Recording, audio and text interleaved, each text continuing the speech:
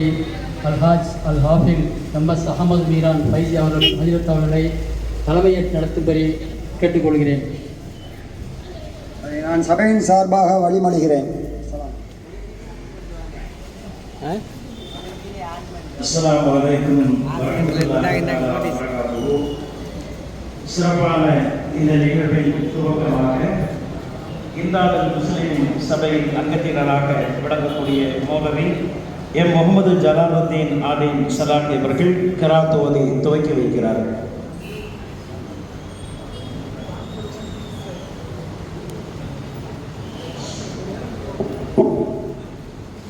أعوذ بالله من الشيطان الرجيم. بسم الله الرحمن الرحيم.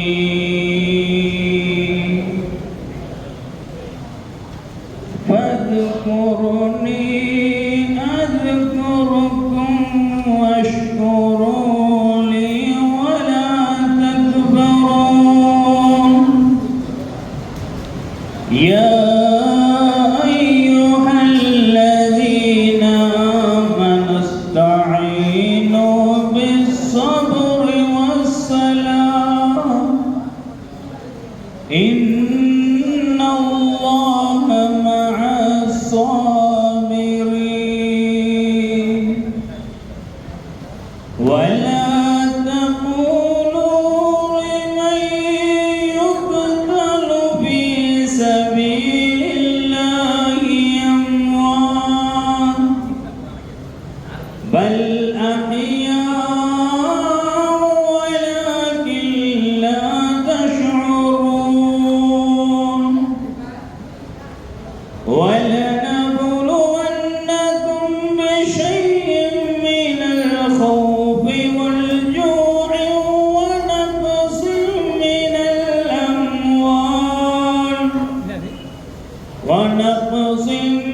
الأموال والأنفس والثمرات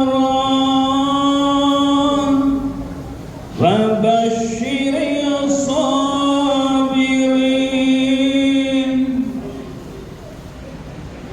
صدق الله العظيم. السلام عليكم ورحمة الله تعالى وبركاته.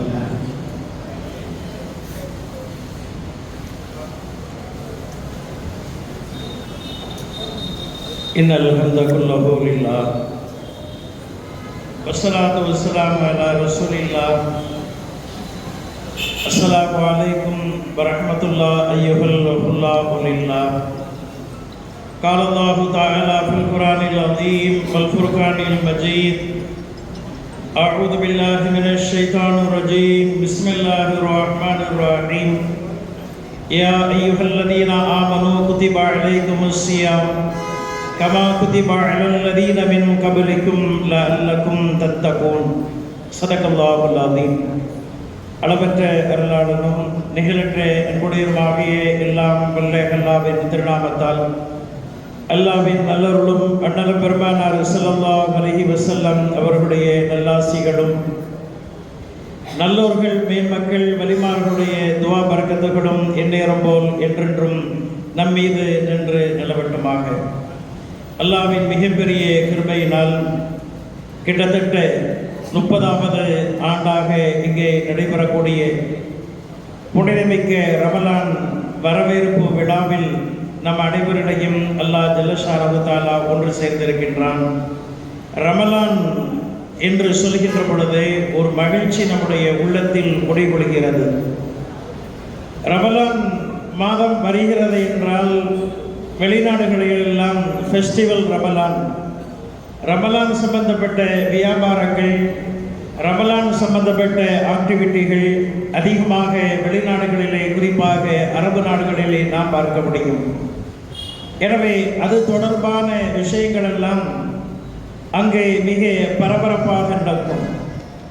நம்முடைய நாடுகளை பொறுத்தவரையில் ரமலான் மாதம் என்பது நோன்பை மையமாக வைத்து சில காரியங்களில் நாம் ஈடுபடுவதினால் இந்த மாதம் வருவதற்கு முன்பதாகவே அதற்கான நிறைய ஏற்பாடுகளை நாம் செய்வது வழமை. ரமலானுக்காக நம்முடைய வீடுகளை தூய்மைப்படுத்தக்கூடியவர்களும் நம்மிடையே உண்டு. ரமலானுக்காக தன்னுடைய உடலையும் தூய்மையாக வைத்துக் கொள்ளக்கூடியவர்களும் நம்மிடையே உண்டு. எனவேதான் பெருமானார் ஸல்லல்லாஹு அலைஹி வஸல்லம் அவர்கள் ஷாபான் மாதம் பிறை 15ற்கு பின்பு எந்த நோன்பையும் நோக்க வேண்டாம் என்று நமக்கு கட்டளையிட்டிருக்கின்றார்கள். அதுவும் ரமலானுக்கான ஒரு மிகச்சிறந்த ஒரு தயாரிப்பாக அமைகிறது. மொத்தத்தில் ரமலான் வருகை நம்மை எல்லாம் மிகப்பெரிய ஒரு மகிழ்ச்சிக்குள் ஆளாக்குகிறது. காரணம் என்னவென்றால், ரமலானிலே மூழ்கி முத்தெடுத்து நன்மைகளை அல்லாஹ்விடத்திலே நாம் பெற்று அவனுக்கும் நமக்கும் இருக்கக்கூடிய தொடர்புகளை பலப்படுத்தி அல்லாஹ்வுடைய அருளை அடியார்கள் நேரடியாக அனுபவிக்கக்கூடிய ஒரு மாதம்தான் இந்த ரமலான். பெருமானார் ஸல்லல்லாஹு அலைஹி வஸல்லம் அவர்கள் சொல்வார்கள், மன் ஃபரிஹ பிதுஹுலி ரமலான் ஹர்ரமல்லாஹு ஜஸதஹு மினன் நார். ரமலான் வருகிறது என்று சொல்கின்ற பொழுதே அதற்காக யார் மகிழ்ச்சி அடைவார்களோ அவர்களுடைய உடலை நரகில் இருந்து அல்லாஹ் காப்பாற்றுகின்றான். அவர்களுடைய உடலை நரகில் நெருப்புகள் தீண்டுவதை அதற்கு தடை செய்திருக்கின்றான் என்பதாக நபிகள் பெருமானார் ஸல்லல்லாஹு அலைஹி வஸல்லம் அவர்கள் சொல்வார்கள். எனவே நாம் எதிர்கொள்ளக்கூடிய கடமையான காரியங்களில் ரமலான் ஒரு மிகச்சிறந்த ஒரு காரியமாகும். அப்துல்லாஹ் இப்னு அப்பாஸ் ரலியல்லாஹு அன்ஹு அவர்கள் சொல்வார்கள், பெருமானார் ஸல்லல்லாஹு அலைஹி வஸல்லம் அவர்களை அல்லாஹ் கடமைகளின் மூலமாக அனுப்பி வைத்தான். பஅஸ நபியனா முஹம்மதன் ஸல்லல்லாஹு அலைஹி வஸல்லம் பி ஷஹாததி அல்லா இலாஹா இல்லல்லாஹ். லா இலாஹா இல்லல்லாஹ் என்கின்ற கலிமாவை மையப்படுத்தி பெருமானார் ஸல்லல்லாஹு அலைஹி வஸல்லம் அவர்களை அல்லாஹ் நபியாக அனுப்பி வைத்தான். பலம்மா சத்தக ஜாத ஸலாத்தஹு. இந்த கலிமாவை மக்களெல்லாம் ஏற்று மொழிந்த பொழுது, இந்த கலிமாவை மக்கள் ஒப்புக்கொண்ட பொழுது, ஜாத சலாத்தன், அடுத்த கட்டமாக தொழுகை என்கின்ற இரண்டாவது ஒரு கடமையை அல்லாஹ் அதிகரித்தான். பலம்மா சத்தக ஜாத ஜகாத்தஹு. தொழுகை என்கின்ற கடமையை மக்கள் மனம் வந்து அங்கீகரித்து கொண்ட பொழுது ஜகாத் என்கின்ற அடுத்த ஒரு கடமையை அல்லாஹ் அதிகரிக்க செய்தான். பலம்மா சத்தக ஜாத சௌமஹு. ஜகாத் என்கின்ற கடமையை மக்கள் ஏற்றுக்கொண்டு மனம் ஓந்து அதனை அளிப்பதற்கு முன் வந்த பொழுது ரமலானில் நோன்பு என்கின்ற கடமையை அல்லாஹ் ஜல்லஷானஹு தஆலா அதிகரிக்க செய்தான். அதற்கு பின்பு ஹஜ் என்கின்ற கடமை, அதையும் மக்கள் மனம் ஓந்து ஏற்றுக்கொண்ட பொழுது ஜிஹாத் என்கின்ற அடுத்த இன்னொரு கடமையும் அல்லாஹ் கொடுத்தான். அன்புக்குரிய சகோதரர்களை, இங்கே நாம் சிந்தித்து பார்க்க வேண்டும். ரமலானில் சில காரியங்கள், அந்த கடமையை நிறைவேற்றுவதில் நிறைய கஷ்டங்களை நாம் அனுமதிக்க வேண்டும். பசித்திருப்பது என்பது எல்லோராலும் ஏற்றுக்கொள்ள முடியாத ஒரு விஷயம். அது ஏன் பசித்திருக்க வேண்டும்? உணவுகள் நம்மை சுற்றிலும் இருக்கிறது. வெட்டியாக எதற்காக பசித்திருக்க வேண்டும், தாகித்திருக்க வேண்டும்? நம்முடைய அறிவு அதனை ஏற்றுக்கொள்ளாது. பசித்திருக்க வேண்டுமானால் அதற்கு ஒரு காரணம் வேண்டும், தாகித்திருக்க வேண்டுமானால் அதற்கும் ஒரு காரணம் வேண்டும்.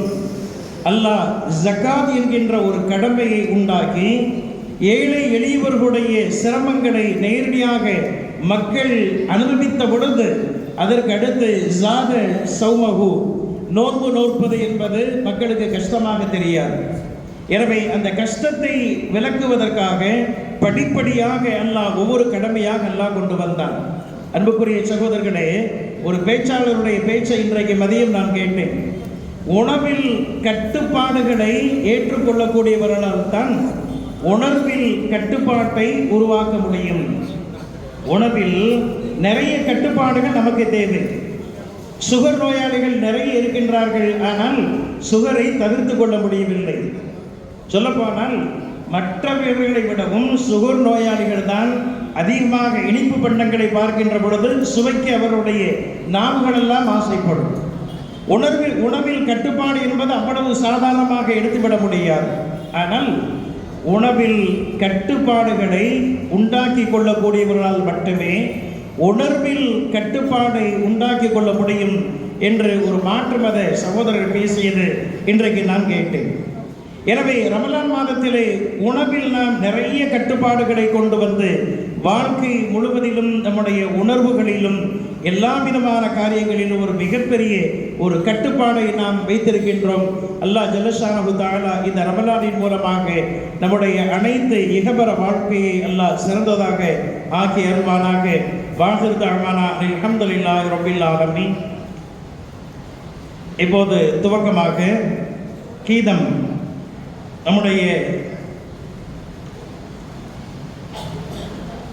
நம்முடைய ஊருக்கு அதிகமாக அறிமுகமானவர்கள் கண்ணியமிகு டாக்டர் பாடகர் அவர்கள் இங்கே தாஜுத்தீன் அவர்கள் வந்திருக்கின்றார்கள்.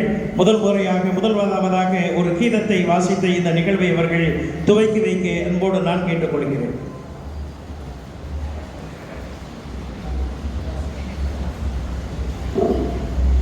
أعوذ بالله من الشيطان الرجيم بسم الله الرحمن الرحيم إن الله وملائكته يصلون على النبي يا أيها الذين آمنوا صلوا عليه وسلموا تسليما اللهم صل على سيدنا محمد وعلى آل سيدنا محمد وبارك وسلم عليه. அளவற்ற அருளாளனும் நிகரற்ற அன்புடையவனுமாகிய எல்லாம் வல்ல அல்லாஹ்வின் திருநாமத்தை கொண்டு தொடர்ந்து கொண்டோம். சிறப்பாக நடைபெற்று கொண்டிருக்கக்கூடிய இம்தாதுல் முஸ்லிமீன் நடத்தக்கூடிய மற்றும் கூத்தாநல்லூர் அனைத்து பொறுப்பாளர்களும் சேர்ந்து நடத்தக்கூடிய இந்த விழாவை நாம் எனக்கு தெரிந்தவரை ரமலானே வருக என்று 30 ஆண்டுகள் நிறைவு பெற்றிருக்கிறது என்று சொன்னால், இப்போ எல்லா ஊர்லையும் நடத்த ஆரம்பிச்சுட்டாங்க. ரமலானே வருக, ரம்மியமான ரமலானே வருக என்று அந்த வெல்கம் சொல்லி அஹ்லன் வஸஹ்லன் என்று அரபியில் சொல்வது போல அந்த வரவேற்பை நாம் தயாராகி கொள்வதற்கு நம்முடைய ஹஜ்ரத் அவர்கள் சொன்னது மாதிரி அதற்குண்டே இந்த லைஃப் ஸ்டைலே ஒரு மாதத்துக்கு மாறும்ல. லைஃப் ஸ்டைல்னா சாப்பாட்டில் மட்டும்தான் மாறுத ஒழிய மற்றபடி எல்லா ஆக்டிவிட்டீஸ்லையும் நம்ம மாற்றிக்கணும். அதுதான் மெயின் பிரச்சனை. அல்லாஹ் அந்த முழுமையான வெறும் கஷ்டப்பட்டு பகலெல்லாம் உணவு உண்ணாவது மாத்திரம் அல்லாமல் உள்ளத்துக்குடைய அந்த மனோ இச்சைகளையும் சேர்த்து அடக்கி முழு அந்த ஒரு மாதத்தினுடைய ட்ரைனிங் ஒரு வருஷத்துக்கு திரும்பி அதே மாதிரி நம்முடைய உடலில் நமக்கு முழு வாழ்க்கையும் அதே போல அமைவதற்கு வேண்டுவதற்காக இது போன்ற நோம்பின் மூலமாக அதனை எல்லாம் அழகான முறையில் இன்று பட்டி தொட்டிகள் எல்லாம் நம்முடைய அருமை பேராசிரியர் செங்கோட்டை தந்த சிங்கத்தருடைய செல்ல பிள்ளை எங்கள் அன்புக்குரிய ஹஜ்ரத்துக்கு விழா வந்திருக்கிறாங்க. பல ஊர்களிலே தொடர்ந்தவர்கள் சொல்பாரி ஆற்றிக் கொண்டிருக்கின்றார்கள். இந்த நம்முடைய கவிஞர் சலீமுதீன் அவர்கள் எழுதிய ஒரு ரமலான் வரவேற்பு பாடலை பாடிவிட்டு, நமக்கு முன்னாலே வாழ்ந்தவர் மீது இருந்தது போல, நமக்கு முன்னாலே வாழ்ந்தது போல வருவதை இங்கே மகிழ்வுடன் தானே வாருங்கள் கூடி வரவேற்போமே, வாருங்கள் கூடி வரவேற்போமே. வருகுது புனிதமே வைகரை அமுதமே, சிந்தனையாவுமே இறைவனை தேடுமே. ஷாபான் முடியுது ரமலான் தெரியுது, சத்திய மார்க்கத்தின் மகத்துவம் மலருது. அருள் தரும் மாதம் ஆனந்தமாகும், மன்னிப்பை வழங்கும் புண்ணிய மாதம். நரகத்தின் மீட்சி கிடைத்திடும் மாதம், நரகத்தின் மீட்சி கிடைத்திடும் மாதம். நலமாய் நாமும் வரவேற்போமே, வருகுது புனித புனிதமே வைகரை அமுதமே சிந்தனையாவுமே சிறை இறைவனை தேடுமே அறிவியல் பேசும் அரசியல் பேசும் புவியியல் பேசும் பொன்னான மறைதான் இறங்கிய மாதம் நெருங்குது தானே இறங்கிய மாதம் நெருங்குது தானே இன்முகத்தோடு வரவேற்போமே வருகுது புனிதமே வைகரை அமுதமே சிந்தனையாவுமே இறைவனை தேடுமே எண்ணிக்கை குறைவாய் இருந்திட்ட போதும் முன்னவன் கிருபை மோஜிசாக்கள் நடந்தது பதுரில் கிடைத்தது வெற்றி நடந்தது பதுரில் கிடைத்தது வெற்றி சரித்திரம் சொல்லும் ரமலான் மாதம் 1000 மாதம் தாண்டிய சிறப்பு ஓர் இரவில் உண்டு லைலத்துல் கத்ர் தாங்கிய ரமலான் மாதமே வருக தாங்கிய ரமலான் மாதமே வருக தீமையை பொசுக்கும் நன்மையை வருக தீமையை பொசுக்கும் நன்மையே வருக வருகுது புனிதமே வைகரை அமுதமே சிந்தனையாவுமே இறைவனை தேடுமே ஷாபான் முடியுது ரமலான் தெரியுது சத்திய மார்க்கத்தின் மகத்துவம் மலருது.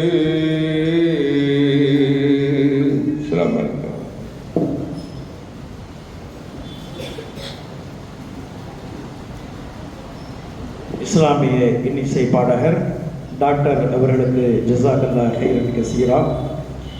அடுத்து இந்த நிகழ்வில் சிறப்புரையாற்றுவதற்காக டாக்டர் அவர்கள் சொன்னதை போல செங்கோட்டை சிங்கம் ஆவூர் அப்துல் ஷகூர் ஹசரத் அவர்களின் செல்லப்பிள்ளை மௌலானா மௌலவி ஏ Mohammed Ismail ஹசனி MA MPhil Jamal Mohammed கல்லூரியின் பேராசிரியர் ஹசரத் அவர்கள் இங்கே வருகை தந்திருக்கிறார்கள். அவர்கள் எனக்கு அண்ணன் முறை வேண்டும், என்னுடைய மாமனார் அவருடைய தகப்பனார் அவர்களுக்கு என்னுடைய மாமனார் மச்சான் முறை வேண்டும். அந்த அடிப்படையில் ஹசரத் அவர்கள் எனக்கு அண்ணன் முறை வேண்டும். என்னுடைய ஊரில் இன்றைக்கு ஒரு முக்கியமான ஒரு நிகழ்ச்சி இருந்தும் அங்கே செல்லாமல் ஹசரத் அவருடைய பேச்சை கேட்க வேண்டும் என்பதற்காக நான் இந்த நிகழ்விலே இங்கே கலந்து கொள்ள மிகவும் ஆர்வப்பட்டு இங்கே இருக்கிறேன். இன்றைக்கு நம்முடைய தமிழ் உலகு கூறும் நல்லுலகில் இளைஞர்களுக்கு மத்தியிலே மிக சிறப்பான இளைஞர்களை நல்வழி நடத்துவதற்கான ஒரு மோட்டிவேஷன் நிகழ்ச்சிகள் ஹசரத் அவர்கள் நிறைய நடத்தி வருகின்றார்கள். அவர்களுடைய அந்த பயான், அவர்களுடைய உரை நம்முடைய இளைஞர்களுக்கும் நம்முடைய சமுதாயத்திற்கும் மிக சிறப்பான முறையில் அமைந்திருக்கிறது என்பதை இந்த நேரத்திலே நான் நினைவு கூர்ந்து கணிதற்குரிய ஹசரத் அவர்களை இங்கே சிறப்புரையாற்றுவதற்காக உங்கள் சார்பில் நான் அழைக்கின்றேன். இன்ஷா அல்லாஹ் 8:05 வரைக்கும் ஹசரத் அவர்கள் சிறப்புரையாற்றுவார்கள். 8:15 இஷா ஜமாத் நடைபெறும். 7:50 பாங்கு சொல்லப்பட்டு 8:05 வரையிலும் ஹசரத் அவர்கள் பேசுவார்கள். 8:15 இன்ஷா அல்லாஹ் இஷா ஜமாத் நடைபெறும் என்று கூறிக்கொள்கிறேன். கணிதற்குரிய ஹசரத் அவர்கள் சிறப்புரையாற்ற வருகை தருகிறார்.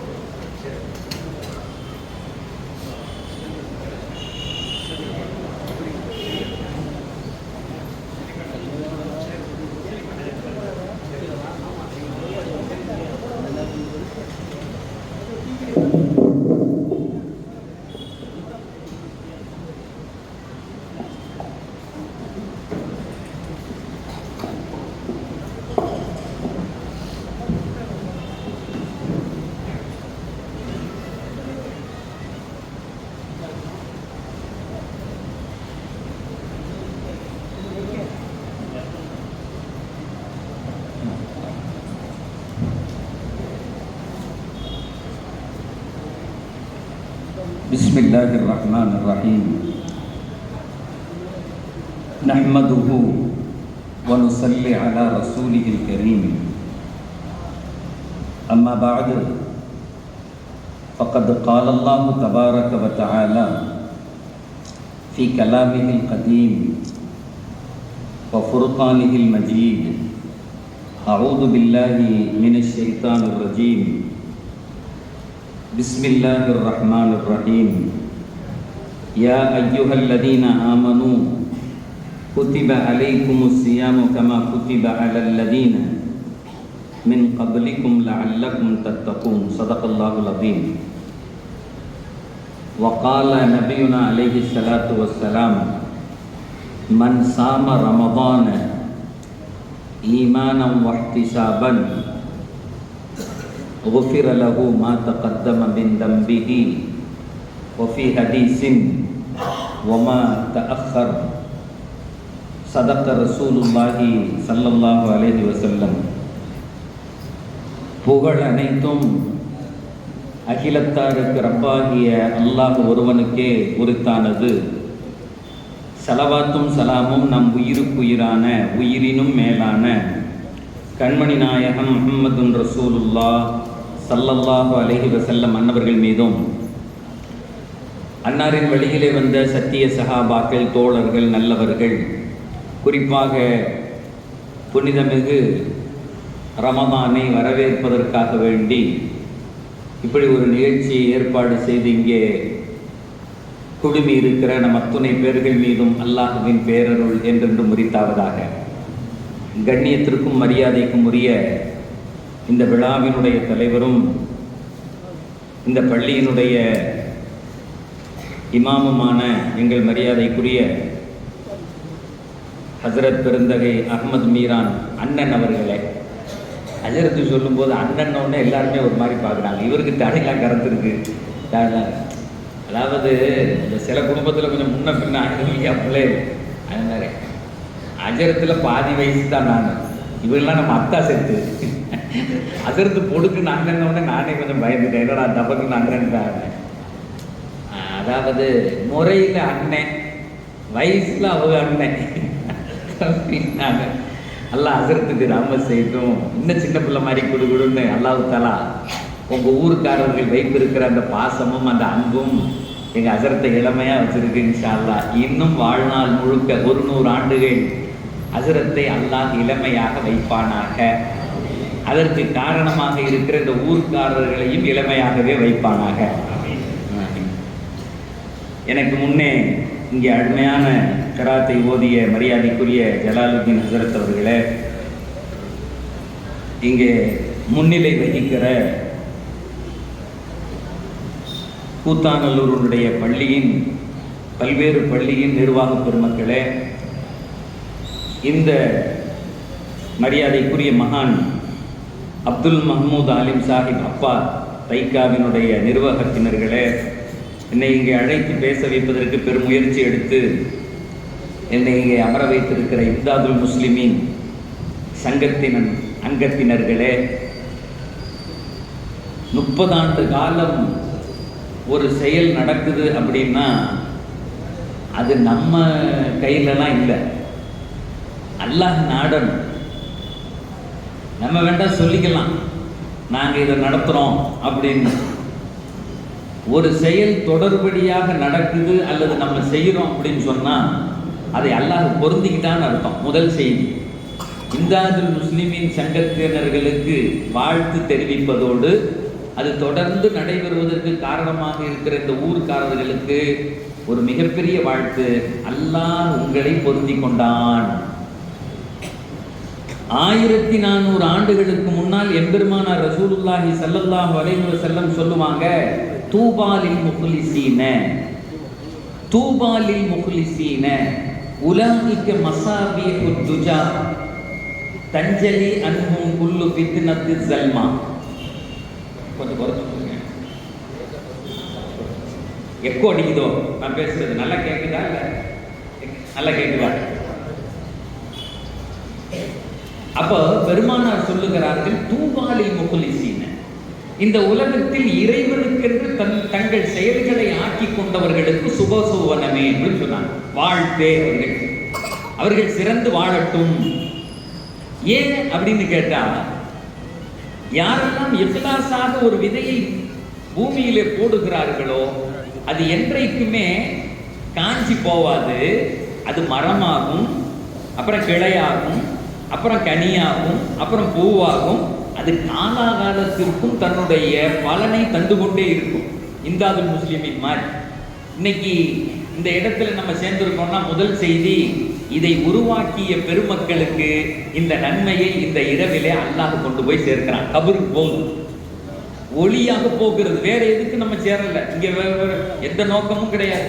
இது அஜித்தமா கௌமும் பைத்தின் மின் புயூத்தில்லா யத்லூன கிதாபல்லாஹ் வ யதஆரஃபூன ஃபீமா பைனஹும் இல்லா நஸலத் அலைஹிமுல் மலாயிகா வ கஷியத்துஹுமுர் ரஹ்மா வ ஹப்பத்துஹுமுஸ் ஸகீனா வ தக்கரஹுமுல்லாஹு ஃபீமன் இன்தா. எங்க பெருமானார் சொல்லுவாங்க, ஒரு பள்ளியில ஒன்றா அமர்ந்து அல்லாஹ்வுடைய வசனங்களை ஓதி காட்டி அதற்கான சில அறிவுரைகளை கொடுத்து எடுத்துக்கிட்டோம் அப்படின்னு சொன்னா இல்லா நஸலத் அலைஹிமுஸ் ஸகீனா, அங்கே சக்கீனத் இறங்கும், நாங்க அமைதி இறங்கும். வகஷியத்துஹுமுர் ரஹ்மா, ரஹ்மத் அங்க அப்படி பொத்திக் கொள்ளும். எதுவரை? வஹப்பத்துஹுமுல் மலாயிகா, இங்கிருந்து அரிசு வரை மலக்குமார்கள் நிற்பார்கள். அல்லாஹ்வினிடத்திலே இங்கே உள்ளவர்களுடைய பெயர்கள் சொல்லப்படும். இதற்கு காரணகர்த்தாக்களினுடைய பெயர்கள் சொல்லப்படும். 30 ஆண்டுகளுக்கு முன்னால் இந்த நல்ல விதையை ஊண்டுனாங்கல்ல, இன்னைக்கு அவர்களுடைய கபர் பிரகாசமாக்கப்படும். இதனுடைய நன்மைகள் அவர்களுக்கு போய் சேரும், சொல்லப்படும். ஒரு நல்ல செயலை செஞ்சீங்க, உங்க பின் வந்த உங்களுடைய சந்ததிகள் அதை தொடர்ந்து செய்கிறார்களே, நீங்கள் வாழுங்கள், உங்களுக்கு சுபசோபனமே சுபசோபனம். தூபாலில் முக்லிசீன உலாஇக்க மசாபிஹுத் துஜா, பெருமானார் சொல்லுவார்கள், அவர்கள்தான் இந்த உம்மத்தினுடைய கலங்கரை விளக்கங்கள். என்ன ஒரு செயலை செஞ்சு விட்டுட்டு போயிடுவாங்க. இன்னைக்கு நம்ம பார்க்கிறோம், பள்ளிகளாக இருக்கட்டும், மதரசாக்களாக இருக்கட்டும், வக்ஃபு நிலங்களாக இருக்கட்டும், தமிழ்நாட்டில் இன்னைக்கு சொல்றான், அது என்னையா அது வக்ஃபு போர்டா அல்லது அது ஏதாவது இடம் போட்டு விற்கிறானே அந்த போர்டான்னு கேட்கிறான். அந்த காலத்துல அல்லாஹுக்கென்று ஏக்கர் ஏக்கரா எழுதி கொடுத்தாங்களே, எப்படி ஒரு மனசு இருந்திருக்கும். இன்னைக்கு அந்த ஏக்கரை வித்தா கோடிகள் வரும். பல கோடி ரூபாய்க்கு விற்கக்கூடிய சொத்துக்களை அல்லாஹுக்கென்று அர்ப்பணம் செய்தார்களே, அந்த இதயம், அந்த உள்ளம் இந்த சமூகத்தை மட்டும் சார்ந்தது. எம்பெருமானார் சொல் உலானிக்க மசாபிஹுத் துஜா, அவர்கள் இருக்கிறார்களே, அவர்கள் தான் கலங்கரை விளக்கங்கள் அப்படின்னு சொல்லிட்டு விட்டுருந்தா பிரச்சனை முடிஞ்சிருக்கும். முடிக்கல எங்க நபி. அடுத்து சொல்றாங்க, தஞ்சரி அன்ஹும் குல்லு ஃபித்னத்தித் தல்மா அப்படின்னு சொன்னாங்க. இவர்களை போன்ற மனிதர்களை கொண்டுதான் இந்த சமுதாயத்திற்கு வருகிற கேடுகளை இறைவன் தடுக்கிறான் அப்படின்னு சொன்னாங்க. எவ்வளவு பெரிய வார்த்தை. இன்னைக்கு உலகம் முழுக்க முஸ்லீமா இருக்கிறதுங்கிறது எவ்வளவு பெரிய கஷ்டங்கிறது எல்லாருக்கும் தெரியும். ஆனா இந்த உலகத்துல சுகமாக வாழ்ந்தவர்கள் முஸ்லீம்கள் மட்டும்தான். நல்ல உலகத்துல எல்லாம் வாழ வச்சிருக்கான். அவன் நினைச்சுக்கிட்டான், இவனுக்கு குடைச்சல் கொடுத்தா இவன் இப்படி ஆயிடுவான் அப்படி ஆயிடுவான், பெண்களுக்கு நாங்கள் வாரி கொடுத்து விட்டோம், நீங்கள்லாம் இனி தலாக் சொன்னாலும் கேட்க வேண்டியது, பூரா பொம்பளையும் பின்னாடி போயிடுவான்னு நினைச்சுக்கிட்டான். ஒருத்தி கூட போக மாட்டாங்களே. அவங்க ஒன்று நினைச்சுக்கிட்டு செய்யறாங்க. ஆனால் அல்லாஹ் சொல்லுகிறான், அந்த அமைதியையும் அந்த வாழ்க்கையும் உலகம் முழுக்க நான் தந்திருக்கிறேன், சுகமா வாழுங்க அப்படின்ட்டான். பெரியவர்களே, இன்றைக்கு ரமதானை வரவேற்பதற்காக வேண்டி இங்கே கூடியிருக்கிறோம். இப்ப புரிஞ்சிக்க வேண்டிய சில செய்திகளை மட்டும் நான் சொல்லிட்டு அதுல முடிச்சுக்கிறேன் நான் என்னுடைய உரையை. எங்க ஹஜ்ரத் அவர்கள் ஆரம்பத்துல சொல்லும் போது அழகா சொன்னாங்க. அதாவது இந்த நோன்பை அல்லாஹ் எப்படி கடமையாக்கினான் அப்படின்னு சொல்லிட்டு திருக்குர்ஆன்ல சொல்றான். யா அய்யுஹல்லதீன ஆமனூ குத்திப அலைக்குமுஸ் ஸியாமு கமா குத்திப அலல்லதீன மின் கப்லிக்கும் லஅல்லக்கும் தத்தகூன். உங்களுக்கு இந்த ஆயத்தை கேட்டு கேட்டு கேட்டு ஒவ்வொரு ரமதான்லையும் ஒன்னாவது அஜர்த்து ஓதுவார். எப்படியாவது 30 நாளைக்கு கேட்டுக்கிட்டே இருப்போம். குத்திப அலைக்குமுஸ் ஸியாமு கமா குத்திப அலல்லதீன மின் கப்லிக்கும். ஒரே சின்ன அதில் உள்ள விஷயங்களை மட்டும் நாம் பகிர்ந்து கொள்ளலாம் என்று ஆசைப்படுகிறேன். மொத்த குர்ஆன்லையும் நோன்பை பற்றி சொல்லப்பட்ட கடமையாக்கப்பட்ட 5 வசனங்கள் இது மட்டும்தான். வேற குர்ஆன்ல எங்கேயுமே இல்லை. மற்ற இடத்துலலாம் மற்றதை பற்றி தொழுகை அது இதுன்னு வரும். நோன்பை பற்றியும் பேசும். ஆனால் கடமை அப்படிங்கிறத 5 ஆயத்தில் அல்லாஹ் இதில் முடிச்சுட்டான். இதை தாண்டி இன்னொரு வசனங்கள்ல நோன்பை பற்றி எல்லாம் பேசவே இல்லை. அதனால நமக்கு ரொம்ப சிம்பிள். நோன்பு அப்படிங்கிறத பற்றி உள்வாங்கணும் அப்படின்னு சொன்னால் இந்த 5 வசனங்களை மட்டும் நம்ம உள்வாங்கிக்கிட்டு புரிஞ்சுக்கிட்டோம் அப்படின்னு சொன்னால் ரொம்ப ஈஸியாக அதை கடந்து போயிடும். அதை உள்வாங்கிக்கலாம். அதில் முதல் செய்தியாக அல்லாஹ் சொல்லுகிறான், நோன்பு காலம் வந்துச்சு அப்படின்னு சொன்னா நோன்பை வையுங்க அப்படிங்கிற. ஃபமன் ஷஹித மின்குமு ஷஹர ஃபல்யஸும். நோன்பு காலம் வந்துச்சுன்னா நோன்பு வைங்க. அது என்ன சொல்லிட்டு நாங்கள் தான் நோன்பு வைக்கிறோமே, நோன்பு தான் வருஷம் வருஷம் வைக்கிறோம், நல்லா வைக்கிறோம், நல்ல கொண்டாட்டமாக வச்சுருக்கோம், இப்போ அழைக்கிறதுக்கு தானே இருக்கோம் அப்படின்னா குர்ஆனும் ஹதீஸும் வேறு சிலதை நம்ம இடத்திலிருந்து எதிர்பார்க்கிறது. அதை புரிஞ்சுக்கணும். நான் நோம்பாளியாக இருப்பதற்கு சில குணங்களை, சில செயல்பாடுகளை குர்ஆனும் ஹதீஸும் நம்மிடத்திலிருந்து எதிர்பார்க்கிறது. இன்னைக்கு அதை குறித்து பேசுறதுக்கு தான் இந்த நிகழ்ச்சி. அந்த குணம் என்னிடத்தில் இருக்கிறதா, அல்லது நான் அதை வளர்த்துக்கணும்னா என்ன செய்யணும்? இப்ப நான் நோம்பாளியாக இருக்கிறேன் அப்படின்னு சொன்னா முதல் செய்தியாக பெருமானார் ஒன்று சொல்லுவாங்க, மல்லம் யத கௌல ஸூரி வல் அமல பிஹ் லைஸ லில்லாஹி ஹாஜத்துன் அன் யத தஆமஹு வ ஷராபஹு. யார் ஒருவர் பொய்யான பேச்சுக்களையும் செயல்பாடுகளையும் தன்னுடைய வாழ்க்கையில் விடவில்லையோ அவர் நோன்பை, குடிபானத்தையும் உணவையும் விடுவதில் எந்த தேவையும் அல்லாஹ்வுக்கு இல்லை.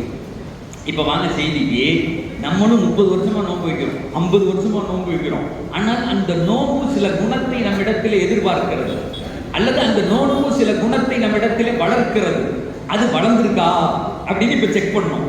50 வருஷமா நோன்பு வச்சிருக்கேனே, 50வது வருஷமா நான் அப்படி இருக்கேன் அப்படின்னு சொன்னா உண்மையான அந்த நோன்பினுடைய தாத்பரியத்தை நான் அடையவில்லை என்று அர்த்தம். முதல் செய்தி, பொய்யான பேச்சுகளையும் செயல்பாடுகளையும் விடுவதுதான் நோன்பினுடைய அடையாளம். இன்ஷா அல்லாஹ் இந்த நோன்புல நம்ம ஒரு நியத்து வைக்கணும். என்ன கேட்டா எம்பெருமானார் சொல்றாங்க, லைஸ லில்லாஹி Haja, there is no need for Allah. நீ சோற விடுறதுனாலையும் உன் குடிபானத்தை விடுறதுனாலே அல்லாஹ்வுக்கு என்ன ஆக போகுது? அல்லாஹ்வுக்கு என்ன ஆக போகுது?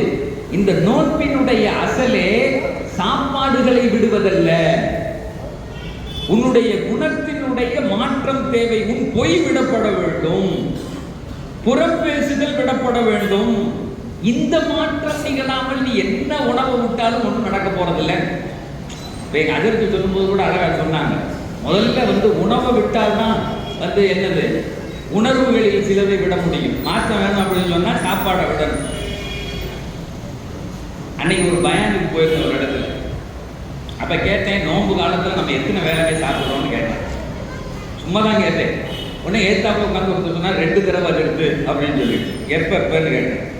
அது சகர்லையும் இஃப்தார்லையும். ஏங்க இவர் சொல்றது உண்மையான, இவர் சொல்றது உண்மையான. பக்கத்திலே ஒருத்தர் சொன்னார் இல்ல அது இருக்குது. இப்ப சொல்லுங்க எத்தனை தடவை? சகரில் ஒரு தடவை சாப்பிட்றோம், அடுத்து இஃப்தார் முடிஞ்சவொன்னே ஒரு சாயா குடிக்கணும், அப்படி இல்லைன்னா மண்டையெல்லாம் சுத்தம். அதுக்கப்புறம் தொழுவ போறதுக்கு முன்னாடி ஒரு நைட் சாப்பாடு சாப்பிடணும், அப்புறம் தொழுதுக்கு ஒரு சாப்பாடு சாப்பிடணும், அப்புறம் சில பேர் சகருக்கு முன்னாடி ஒரு சாப்பாடு பசிக்குதுங்களா. இந்த 3 வேளை விடுறத எப்படிலாம் சரி கட்ட முடியும்னு பார்க்குறான். உங்க ஊர்லாம் நல்ல ஊருக்காரங்களா இருப்பீங்க. உங்களுக்கு திருச்சியில சார் பாருங்க சார், 11:30 மணிக்கு சுட சுட பிரியாணி போடுவான் நைட்டு. நார்மல் காலத்துல 11:30 மணிக்கு பிரியாணி தின்னீங்களா யாராவது நைட்டு? செய்ய மாட்டோம்.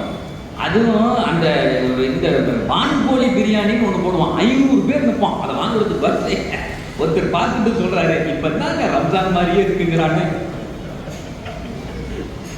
நான் சொல்றது எங்க அது சாப்பாட்டை உடனும் ஏத்திட்டு இருக்கோம். இன்னும் சில பேர் சொல்றான், இந்த பள்ளியில நான் கஞ்சி வாங்குறதே இல்லை அது இருக்கு அப்படின்னு நான் வந்தேன். ஏன் ஐயர் வீட்டுல ஊத்துறது மாதிரியே ஊத்துறான், வெறும் தக்காளி கத்திரிக்காவை போட்டு நமக்கெல்லாம் சும்மா கொஞ்சம் அந்த கறியை காட்டணும்லங்கிறானே. நான் சொல்றது விட எது கொஞ்சம் கைமாவை போட்டு கறியில இறக்குனா அந்த கறி நேரத்தில் அந்த கஞ்சி நேரத்தில் கூட விடுறது இல்லை. நாங்கள் அதை சாப்பிட்டாதான் எங்களுக்கு அருமையா சகர்னா பிரியாணி அதுனா இது. அதாவது நோம்புல அல்லாஹ் உட சொன்னான், அவன் எப்பெல்லாம் உடப்பு எது சாப்பாடை எடுத்துக்கலாம் நானோ மொத்த சாப்பாடையும் அன்னைக்கு பள்ளியாட்சியிலேருந்து கீழே இறங்கி சகருக்கு சுது தொழு போகிறதுக்கு சகர் பாக்கி வாங்க போகலான்னு வேகமாக போனோம். ஒரு ஆள் பழத்தை இப்படி கையில் வச்சுக்கிட்டே பள்ளியாட்சி வாசலில் நிற்கிறான்.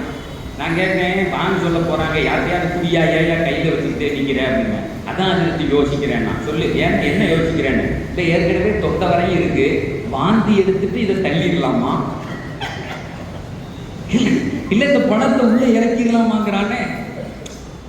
நடந்ததை பேசுகிறேன். நிறைய நேரங்களில் நம்ம விட்டோம் அஜர்த்து குறைக்கணுங்கிறார். உணவெல்லாம் குறைச்சி போட்டு நீங்கள் என்ன செய்யணும், நோன்பு வைக்கணும் அப்படின்னு சொல்லிட்டு கொஞ்ச நாள் அந்த பசி தெரியணும் அப்படின்னு சொல்லிட்டு இன்னைக்கு நேர் மாற்றமாக நம்ம வச்சுட்டு இருக்கிறதுக்கு பேர்லாம் நோம்புன்னு சொல்லுவோமா என்னன்னு தெரியல. ஏன்னா காலையும் மதியானமும் சேர்த்து ஒரு கெட்டு, நைட்டு சாப்பாடை சாப்பிட்டு அதுக்கப்புறம் 3 சாப்பாடு சாப்பிட்றோம். டீ ஒன்று, அதுக்கப்புறம் பிஸ்கெட்டு, அப்புறம் தொழுதுட்டு வந்த பின்னாடி ஒன்று, தொழுவு போகிறதுக்கு முன்னாடி ஒன்று. இந்த உணவை என்னன்னு நம்மளால, நான் யதார்த்தத்தை பேசுறேன். உங்களுக்காக வேண்டிய அப்படியே பூசி மொழிவி ஆஹா அல்லாஹ் சொன்ன மாதிரி நம்ம எல்லாம் விட்டுட்டு இருக்கோம் பாருங்க, அப்படிலாம் இல்லை. எங்க ரசூலுல்லாஹ் சாதா காலத்திலே நோன்பு மாதிரி தான் இருப்பாங்க.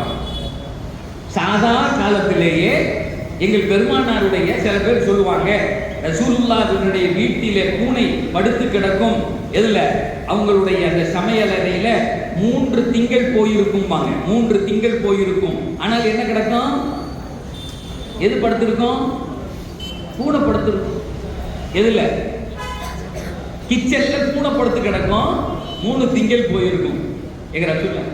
அதை பார்த்துட்டு ஒருத்தன் சொன்னா, அட பாவம், எங்க ரசூல்லா எவ்வளவு பெரிய ஏழை பாருங்க, சோறு எங்க ரசூல்லா பாவம் ஜரம் போடுறாங்க, சோறே அல்லாஹ் தரலன்னு. நான் சொன்னேன், டே எங்க ரசூல்லாவுக்கு அல்லாஹ் சோறு தராட்டி ஒரு வயதுக்கு வந்திருக்க மாட்டான்டா, நீங்க எல்லாம் விட்டுட்டு இருப்பிய. எங்க நபிக்கு சோறு தராம இல்ல, ஒரு சுன்னத்தை சொல்லி தந்தாங்க. பசிக்கும் வரை எங்க நபி உணவு தேடினதே இல்லை, உணவு தேடினதே இல்லை. எப்ப பசிக்குதோ அப்பதான் வீட்டுக்கு வருவாங்க, ஏமா சாப்பாடு இருக்கு அப்படின்னு கேட்பாங்க. அது வீட்டுல சொல்லுவாங்க, ஒன்னும் இல்லையே யார சொல்லலாம். அப்ப என் மாவு வீட்டுக்கு போறேன், பாத்திமா வீட்டுக்கு போயிடுவாங்க. அங்க போய் கேட்பாங்க, ஏமா ஏதாவது சாப்பாடு பாடு வச்சிருக்கியா, பேச்சு மலம் இருக்கா, ஏதாவது இருக்கா, யாரும் சொல்ல ஒன்றும் இல்லை. சரி அந்த வீட்டுல போய் சாப்பிட்டு இந்த சாப்பாட்டுக்குன்னு ஒரு பெரிய ஒரு முயற்சி எடுத்ததாக எங்கேயுமே சரித்திரம் இல்லை. பசிக்குதுன்னா சாப்பாடை தேடுவாங்க. இன்னைக்கு சாப்பாடுகள் நம்மளை தேடுது. மதியானம் லுகருக்கு விருந்து வச்சிருக்காங்கன்னா, இருங்க ஒரு மாத்திரை ஒரு இனோவை குடிச்சுக்குவோங்கிறானே, கொஞ்சம் சருப்பத்தை குடிச்சுக்கோ. ஏன்னா காலையில் தின்னதே இன்னும் செமிக்காம இருக்கு, புளிச்ச யாப்பம் வருது, இதை தள்ளி உள்ள தள்ளிட்டு இன்னும் கொஞ்சம் தள்ளுவோமேங்கிறானே. இப்படிலாம் அவங்க காலத்தில் சாப்பிட்டது. முகவுக்கஸ் அப்படிங்கக்கூடிய மன்னர் ஒரு மருத்துவரை எடுத்து ரசூல்லாவுக்கு கிஃப்டா கொடுக்குறாரு. அவர் வந்துட்டார், வந்து சொல்றாரு, யார சொல்றா, நான் உங்களுக்கு கிஃப்ட், நான் ஒரு டாக்டர் அப்படின்னு. எங்க நாயகம் ஸல்லல்லாஹு அலைஹி வஸல்லம் சொன்னாங்க, இவருக்கு ஒரு ரூம் போட்டு கொடுப்பாங்க, வெளியே உட்காந்து வைத்தியம் பார்க்கட்டும். அவருக்கு ஒரு ரூம் போட்டாச்சு, வைத்தியம் பார்த்துட்டு அவர் டெய்லி வந்து உட்காந்துக்குவார். பார்த்தா ஒருத்தரும் வரமாட்டாங்க, டாக்டர் மட்டும் வந்து உட்காந்துருக்காரு. டாக்டருக்கு என்ன பெரிய செய்தின்னா, ஏதாவது மருந்து எழுதிட்டே இருக்கணும், அப்பதான் ஞாபகம் இருக்கும். ஒரு டாக்டர் ஒரு பேர் 1 மாசம் வரலன்னா மருந்தே அந்த ஆளுக்கு மறந்து போயிடும். முதல்ல எழுதுறதுக்கு தெரியணும்ல என்ன மறந்துறாங்கன்னு சொல்லிட்டு. ஏன்னா அவன் எழுதுறதே தலையெழுத்து மாதிரி எழுதுறான். அன்னைக்கு ஒருத்தர் சொன்னாரு, ஒரு என் ஒய்ஃபு ஜாமா எழுத கொடுத்துச்சு, அதை கொண்டு போய் மெடிக்கல் ஷாப்பில் மாற்றி கொடுத்துட்டேன், அதுக்கு மருந்து சொன்னாங்கடானே அந்த ஆளு ஜாமா. அப்போ காசு எடுக்கும்போது தான் இப்படி எடுத்திருக்கான், பார்த்தா மாத்திரை சீட்டு வேற இடத்துல இருக்குது. அட இதுக்கு என்னடா போட்டீங்கன்னா, முதல் எழுத்தை பார்த்து போட்டு வேண்டாம். அவர் கேட்டு, எப்படிடா இப்படி போடுறீங்கன்னா, இதை போட்டாலும் ஒன்றும் ஆக போகிறது இல்லை, ஒன்றும் மண்டையை போடுவான், இல்லைன்னா ஒன்றும் செய்யாது இந்த மருந்துங்கிறானே. இப்போ இந்த டாக்டர் வந்து இருந்தார், வேலையே 1 மாதம் 2 மாதம் 3 மாதம் அங்கேருந்து ரசூல்லாட்ட வந்தார். யாரை சொல்லலாம், ஒன்று ஆளுகளை அனுப்பி விடுங்க, நீங்களா ஆளுகளை அனுப்பி விடுங்க, அப்படி இல்லை நான் ஊருக்கு போகிறேன். ஏன்னா ஒரு டாக்டராக உட்காந்து நான் என்ன செய்கிறது, ஏன் அறிவெல்லாம் போயிடும் போய்க்க. இதை ஏன் சொல்றேன்னா, தான் வாழ்க்கையில ஒன்று சொல்லிட்டு அதே மாதிரி ஒரு சமூகத்தை கட்டமைத்தார்கள் பெருமானார். குடிக்க கூடாதுன்னு சொன்னாங்க, போதை இல்லாத சமுதாயத்தை தான் வாழும் போதே உருவாக்கினாங்க. நீங்கள் எல்லாம் பணக்காரர்களாக இருக்க வேண்டும், ஜக்காத்து கொடுக்க வேண்டும்னு சொன்னாங்க. தான் வாழ்ற காலத்திலேயே ஜக்காத்தை கொடுத்து ஒரு ஊர்ல ஜக்காத்து வாங்குறதுக்கு ஆள் இல்லைங்க, இதை தூக்கிட்டு போங்கன்னு சொல்ற அளவுக்கு ஒரு சமுதாயத்தை கட்டமைத்தார்கள். பெரும் வாய் பேச்சுகள் அல்ல, ஒன்றை சொல்லிவிட்டு உருவாக்கி காட்டுகிறவர்கள் தான் எம்பெருமானார். அப்ப சொன்னாங்க, அந்த டாக்டரை போய் சொல்லிட்டு, அவர் சொன்னா போ, நீ போயிட்டு வாங்கன்ட்டாங்க, அந்த ஊருக்கே போங்க. அப்ப அவர் கேட்டாரு, எப்படி இப்படி ஒரு ஊரை உருவாக்குனீங்க, ஒரு பேருக்கு நோயே வரமாட்டேங்குது, நம்மள்டே வரமாட்டேங்கிறாங்க, எப்படி இப்படி ஒரு ஊரை உருவாக்குனீங்க, ஒரு சமுதாயத்தை உருவாக்கினீங்க. அப்ப எங்க நபி சொல்றாங்க ஒரு செய்தி, வரலாற்று கிதாபுகளிலே பதிவாகி இருக்கிறது, நஹ்னு கௌமுன் லா நஅகுலு ஹத்தா நஜு வ இதா அகல்னா லா நஷ்பா. We are a people people, பெருமானார் சொல்லுகிறார்கள், we are a people, நாங்கள் ஒரு கூட்டம். லா நஅகுலு ஹத்தா நஜூ, we will never take food until we get hungry அப்படினாங்க. நாங்கள் பசிக்கும் வரை சாப்பிட மாட்டோம். சார் இது எங்க நபி சொன்னது சார். இன்னைக்கு திருச்சியில் இருக்கக்கூடிய ஹாஸ்பிட்டல்கள் ஆயிரக்கணக்கில் இருக்கு. அப்படி வந்து உள்ள பார்த்தா எந்த ஹாஸ்பிட்டல்லையுமே ஒரு புர்கா அல்லது ஒரு வாய் தொப்பி இல்லாத ஆஸ்பத்திரியே இல்லையே. எல்லாத்திலையும் நோயாளிகளாக நம்ம ஆளுகள் முன்னணியில் இருக்கிறாங்களே. 1400 வருஷத்துக்கு முன்னாடி எங்க நபி சொன்னாங்க, நஹ்னு கௌமுன் லா நஅகுலு ஹத்தா நஜூ, பசிக்கும் வரை சாப்பிட மாட்டோம், அதை தேடவும் மாட்டோம், அதுக்கு ஒரு பெரிய முக்கியத்துவம் கொடுக்கவும் மாட்டோம். இன்னைக்கு வாழ்க்கைனாலே சோறு தான். காரைக்காலுக்கு வண்டி எடுத்துட்டு போறாங்க சார், திருச்சியில இருந்து. உங்க ஊர்லாம் நல்ல ஆளுகளா இருப்பீங்க, இந்த மந்தியை திங்கிறதுக்கு காரைக்கால். நம்மெல்லாம் பசிச்ச உடனே சாப்பிடுவோம். 1 மணிக்கு லோர் தொழுதோன்னா பசிக்கும், வீட்டுக்கு போனோன்னா லேட் ஆயிடுச்சுன்னா சண்டையே வந்துடும். இவ்வளவு நேரம் என்ன சோத்த கொண்டா, மனுஷனுக்கு சிறுகுடலை பெருகுடல் தின்னுக்கிட்டு இருக்குமா, சோத்த கொண்டான்னு. ஆனா ஒரு 4 மணி நேரம் அமைதியா கார்ல போறான். எதுக்கு நினைச்சிட்டா மதியான சாப்பாடு சாப்பிடாங்கிறானே. இது எப்படிடா உங்களால முடியுது?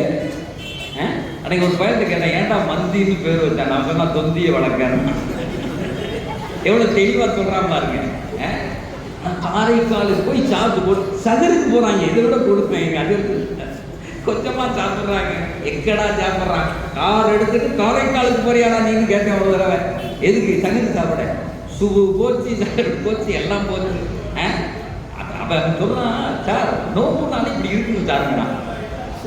அரபு நாடுகளில் பார்த்தா எங்க அண்ணன் மைதீன் அண்ணன் இருக்கா, துபாயில எங்க பார்த்தாலும் இது கட்டி விட்டுருவான். ரமஜான் கரீம் கரீம் கரீம் கரீம் கட்டி விட்டுருப்பான். ரோடுகள் பூரா லைட் போட்டிருக்கேன் அண்ணன். அபுதாபியில ஒரு ஃபீலிங்கே வந்துடும். நம்ம ரம்ஜான்ல இருக்க முடியாது. எந்த பள்ளிக்கு போனாலும் அழகா சொல்லுவோமா, எந்த பள்ளிக்கு போனாலும் அது ஒரு விதமான ஒரு ரமஜான்னா துபாயில இருந்தது மாதிரி வராதுன்னு சொல்லுவாங்க. ஒரு நமக்கே ஒரு ஃபீலிங் வந்துடும். தொழணும், ஓதணும், இது பண்ணணும், அருமையா. முதல்ல துபாய்க்கு போனேன் வேலைக்காக வேண்டி. ஒரு 8 வருஷம் அல்லாவுடைய கிருபையினால ஒரு கம்பெனியில் ஹெச்ஆர்ல வேலை பார்த்துட்டு இருந்தேன். தடவை போயிட்டேன். நோம்பு வச்சாச்சு, நோம்பு வந்துடுச்சு. நோம்பு எங்க திறக்கிறது தெரியாது. பக்கத்து ரூம்ல இருக்கவங்க வாங்க போலான்னு. நான் நம்ம யோசனை இருக்கும்ல, கொற்றால கஞ்சி ஒரு வடை ஒரு பழம் இதெல்லாம் வச்சிருப்பாங்க. நம்ம மனசுல நோம்பு திறக்கிறதுன்னா ஒன்னே ஒண்ணுதான், கஞ்சி கொற்றா ஆகணும் அப்படின்னு. அங்க போன உடனே முதல்ல போய் பார்த்தா பிரியாணி வச்சிருந்தானே. தட்டு நிறைய பிரியாணி கறியோடு தான். எனக்கு அதை பார்த்தோன்னே குபுக்குன்னு கொபட்டிட்டு வந்துருச்சு. நம்ம எந்த காலத்துல நோம்பு திறக்கிறதுக்கு பிரியாணி இருக்கு? நான் பைக்கு ஏங்க கஞ்சிலாம் இங்கே கிடையாதாங்க. அதெல்லாம் இங்கே கிடையாது. நீ வேணா தமிழ் பஜார்ல போய் 5 ரூபா கொடுத்தா டப்பா கஞ்சி தருவான். அந்த வேண்டாம் பள்ளியாச்செல்லாம் கிடையாது. 1 நாள் ஆச்சு, 2 நாள் ஆச்சு, 3 நாள் ஆச்சு. எத்தனை நாளைக்கு இப்படி பசியோட கிடக்கிறது? 3ஆவது நாள் கொஞ்சமா இப்படி சாப்பிட, சரி அதை சாப்பிடுவோம், பழகிக்குவோம், கொஞ்சம் கொஞ்சமா சாப்பிடாது. அப்புறம் தான் ஒரு பேர் உண்மை எனக்கு தெரிஞ்சிச்சு. ஒரு 4-5 நாள் கழிச்சு சாப்பிட்டுக்கிட்டு இருக்கோம். எங்க கூட வந்து ஒரு 4-5 பாகிஸ்தானி நண்பர்கள் உட்கார்ந்தாங்க. சகனில் ஒரு 4 பேர் உட்காருவோம். அந்த 5 பேர் பாகிஸ்தானி, 2 பேர், நாங்கள் போன 2 பேர் தான். அந்த பாகிஸ்தானி பாம்பு சொன்ன உடனே உள்ள கையை விட்டு அந்த கறியை ஒரு ஆட்டினான். எடுத்து வேகமாக சாப்பிட்டான். நாங்கள் பார்த்துக்கிட்டே இருக்கோம். அந்த கறியை முதல்ல தின்னுட்டு எங்களை பார்த்து சிரிச்சாங்க. அப்பே மதராஸ் வாலே, சாவல் காணை வாலே, சோறு திங்கிறவான் நம்மெல்லாம் காவோ அப்படின்னு சொல்லிட்டு பக்கத்து தட்டுக்கு போயிட்டாங்க. அட உட்கார்ந்து இருந்தாலும் பரவாயில்ல, கறியை காலி வரணும்னா பக்கத்து தட்டுக்கு போயிட்டான். நாங்க அப்போலே உட்கார்ந்துருவோம். ஒன்றும் இல்லை, இங்கே வெறுஞ்சோத்தை எப்படி திங்கிறது? அன்னையிலேருந்து முடிவு பண்ணேன், இந்தியா எப்படி பாகிஸ்தான்காரன் கூட சேர மாட்டேங்கிறானோ, நம்மளும் இந்த ஆள்ல இனி இஃப்தார்ல சேரவே கூடாது. அவன் உட்கார்ந்துருந்தா பக்கத்து தட்டுக்கு போயிடுது. ஏன்னா அவன் கறியை கூட தின்ட்டு போறான். இப்படி எத்தனை அனுபவங்கள் சகோதரர்களே. முதல் செய்தியாக இஸ்லாம் சொல்லுகிறது, குர்ஆன் சொல்லுகிறது, நோன்பு வைங்க, பொய்யான பேச்சுகளை விடுங்க. இன்ஷா அல்லாஹ் இந்த ரமதான்ல ஒரு முடிவு பண்ணணும், நான் இந்த ரமதான் முழுக்க எனக்கு பொய் சொல்லுகிற சந்தர்ப்பங்கள் கிடைத்தால் நான் பொய்யே பேச மாட்டேன். செயல்பாடுகளையும் விடணும். நிறைய நேரத்தில் நம்ம ஒன்று செய்கிறோம், என்னன்னா யாராவது ஒரு ஃப்ரெண்டு ஃபோன் பண்ணுவான், டேய் உன்னை பார்க்கணும் அப்படிமா, மாப்பிள்ள அசருக்கு இந்த பள்ளியாசலுக்கு மாமுதப்பா பள்ளியாசலுக்கு வந்துடுறான் அப்படின்னு சொல்ல வேண்டியது. சொல்லும் போதே நினைச்சுக்கிறது நான் போக மாட்டேன். சொல்லும் போதே நம்ம போகக்கூடாது அப்படின்னா போனை சுவிட்ச் ஆஃப் பண்ணிட வேண்டியது. இப்போ தான் நல்லா இருக்கேன், சுவிட்ச் ஆஃப் வந்து அது சார்ஜ் இல்லடா மாப்பிள்ள அப்படின்னு. இப்படி பேசக்கூடாதுன்னு எங்க ரசூலுல்லாஹ் சொன்னாங்க. பேசுறது மட்டுமல்ல, செயல்பாடுகளையும் விட வேண்டும். அப்படி இல்லை அப்படின்னு சொன்னா நீங்க எப்போதும் மேல 3 வேளை சாப்பிட்டுக்கிட்டு எப்போதும் மேல தண்ணி குடிச்சுக்கிட்டு பேசாம இருந்துக்குங்க. அல்லாஹ் லைஸல் இல்லாஹி ஹாஜா, அல்லாஹ்வுக்கு நீங்கள் உணவை விடுவது தேவையே இல்லை. உங்களை உணவை விட சொல்லுவதனுடைய நோக்கம் வெறும் சோற விடுறதில்லை, உங்கள் குணங்களை விடுவது, உங்கள் கெட்ட குணங்களை விடுவதற்கு தான் இந்த நோன்பு சொல்லித் தருகிறது. முதல் செய்தி. ரெண்டாவது, யாரையாவது பத்தி புரணி பேசுறத விடணும். அதுக்கு தான் இந்த நோன்பு. பள்ளிவாசல்களில் பொதுவாக கஞ்சி வாங்க வரும்போது, அதுவும் இந்த ரமலான் வந்துருச்சுனாலே அல்லாஹ் பெருமானாச்சுனா செய்தானை கட்டி போட்டுருவான் அப்படின்னாங்க. செய்தான்லாம் ரொம்ப சந்தோஷப்படுறானா. ஏன் தெரியுமா? நம்மளை விட பெரிய ஆளுகள்லாம் இருக்காங்க அப்படின்னு. இப்போ பூரா பஞ்சாயத்து ரம்ஜான்ல தான் வருது. பள்ளிவாசல்கள்ல அடிதடி ரம்ஜான்ல தான் வருது. மற்ற நாள் சும்மா கிடக்கு பள்ளிவாசல். கஞ்சியிலிருந்து ஆரம்பிச்சு தெராவி 8:20 ஆரம்பிச்சு கையை நீட்டுறதா ஆட்டுறதா வரையும் பூரா பஞ்சாயத்தை அப்பதான் கொண்டு வருவான். பிறையிலிருந்து ஆரம்பிப்பான். அப்பதான் கேட்கறது, ஏன்னா அல்லா செய்தானை கெட்டி போட்டாங்க. செய்தான் சொல்லுவான், என்னை விட அண்ணன்கள்லாம் அங்கே இருக்காங்க, அதனால நான் தைரியமா இருக்கலாம், ஒன்றும் என்ன நடந்தாலும் இது என்ன செய்யலாம், ஓரளவு கால் வெடிவாங்க அப்படின்னு. எல்லாம் பாதுகாக்கணும். பள்ளியில வந்து தான் அடுத்தவங்களை பத்தி பேசுறோம். பள்ளிவாசல்ல வந்து தான் கஞ்சியில நிர்வாகம் அப்படி செய்யலாம, இந்த அஜர்த்தி ஏன் அப்படி ஓதுனாரு, ஏன்னா அப்பதான் தொழுவையே வருவோம். அது வரையும் அஜர்த்தை பத்தி நமக்கு தெரியாது. அஜர்த்தி இவ்வளவு நீளமா ஓதுறாரு, எதுக்கு இப்படி ஓதுறாரு அப்படின்னு எப்ப கேட்போம்னா ரமலான்ல தான் கேட்போம். பெருமானார் சொன்னாங்க, அடுத்தவர்களை பற்றி நீங்கள் பேசினால் அவர்களுடைய கரியை தின்பதற்கு சமமானது. கரியை தின்னவன் எப்படி நோன்பு வச்சிருப்பான்னு கேட்டான். அடுத்தவன் கரியை திங்கிறவன் எப்படி நோம்பாளியா இருக்க முடியும்? குறிப்பாக எங்கள் தாய்மார்கள் இங்கே வந்திருக்கிறார்கள், உங்களுக்கு நான் சொல்லிக் கொள்ளுகிறேன், இந்த ரமலான்ல யாரை பத்தியும் பேச மாட்டேன். ஏன்? நோன்பு எனக்கு வேணும். நான் பசித்திருக்கிறேன், கஷ்டப்பட்டு காலையிலிருந்து பசித்திருப்பது எனக்கானது. நான் யாரை பத்தியும் பேச மாட்டேன், புறம் பேச மாட்டேன்.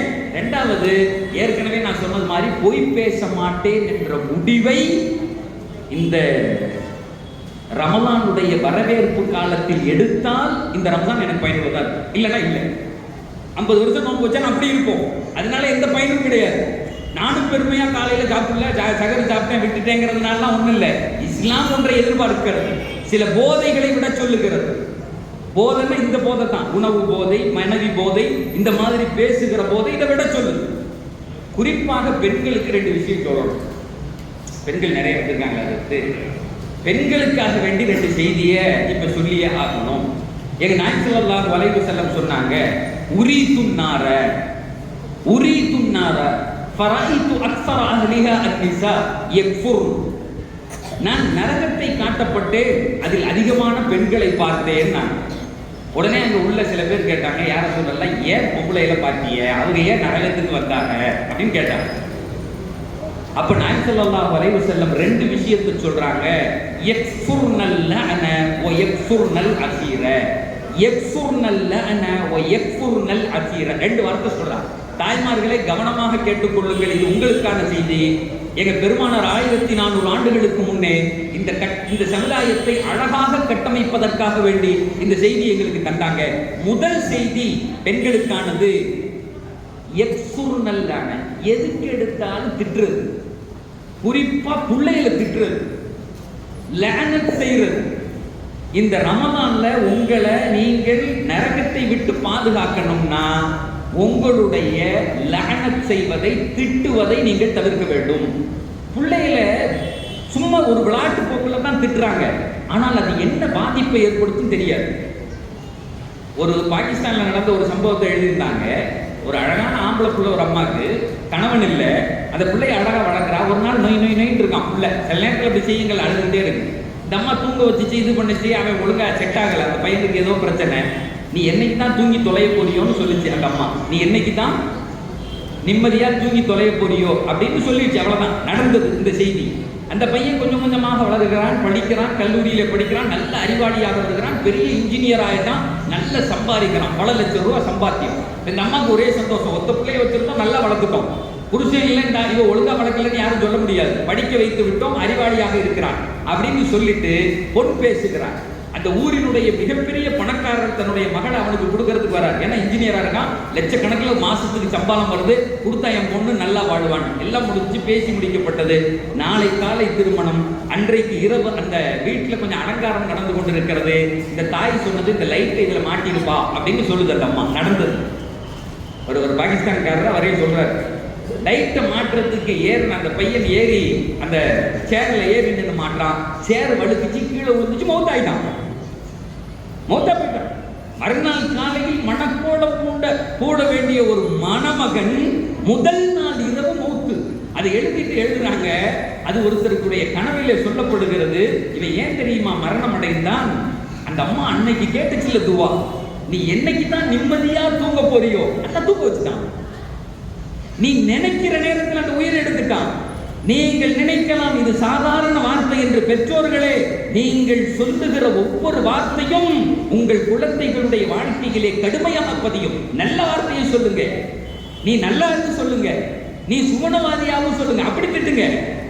அந்த பிள்ளைகளை கர்ணகுடூர வார்த்தைகளை அல்லது நீ வீணா போயிருந்து பேசாதீங்க. ஏன் என்று கேட்டால் எங்கள் நபி சொல்லுவார்கள், அக்ரிமு அவுலாதக்கும், அக்ரிமு அவுலாதக்கும், ஹானர் யுவர் சில்ட்ரன். உங்கள் குழந்தைகளை நீங்கள் மதிக்க கற்றுக்கொள்ளுங்கள். முதல்ல ஊரில் உள்ளவன் எப்படி மதிப்பான்? முதல்ல நீ மதிக்கணும்ல. Honour your children. உங்க பிள்ளைகளை எடுத்து முத்தம் போடுங்க, சந்தோஷமா பாருங்க. அந்த பிள்ளைகளை அருள் கண்டு பாருங்கள். நீங்க சவுதி துபாயில வந்து பார்க்கலாம், ஒரு நாளைக்கு ஒரு அரபி 1000 முத்தம் போடுவான் சார். 1000 முத்தம். அது பிள்ளைய தூக்கம். அது எல்லா சேட்டையும் பண்ணும். அதை உடைக்கி இதை உடைக்கும், அதை தள்ளி. எங்க அண்ணன் கேட்டா கடைக்குள்ளெல்லாம் வந்துருச்சுன்னா அவன் உயிரை கையில் முடியும். ஏன்னா எந்த நேரத்தில் எந்த பொருளை உடைக்கும்லாம் சொல்ல முடியாது. நான் ஒரு தடவை ஒரு பர்ச்சேஸுக்கு போயிருக்கும் போது நின்று வாங்கிட்டே இருப்பேன். திடீர்னு டம்முன்னு ஒன்று விழுந்துச்சு. அது கிளாஸுன்னு நல்லா தெரியுது. சலார்னு விழுந்து கடற்கடை உடஞ்சிருச்சு. எல்லாருக்குமே ஒரு மாதிரி இதாகி நாங்கள்லாம் இப்படி வந்து பார்க்குறோம், என்னடா என்னமோ விழுந்துருச்சேன்னு. ஒரு பெரிய கண்ணாடி பூஞ்சா மாதிரி உள்ளது கீழே விழுந்து சுக்குநூறாக உடஞ்சிருச்சு. இப்போ அங்கே நின்றுகிட்டு இருக்க அந்த ரோவை பார்த்துக்கிட்டு இருந்த அவன் என்ன செய்யறான்னா, அந்த பையனை விரட்டிக்கிட்டு போகிறான். அந்த பையன் ஒரு அரபி வீட்டு பையன். வேகமாக ஓடி போய் அப்பாட்ட ஓடுறான். ஓடி போய் அவரை பிடிச்சிக்கிட்டோன்னே இந்த விரட்டிக்கிட்டு வந்தான்ல, அவனை முட்டி இல்லைன்னு ஆகிட்டான் அந்த அரபி. எப்படி என் பிள்ளைய விரட்டும்?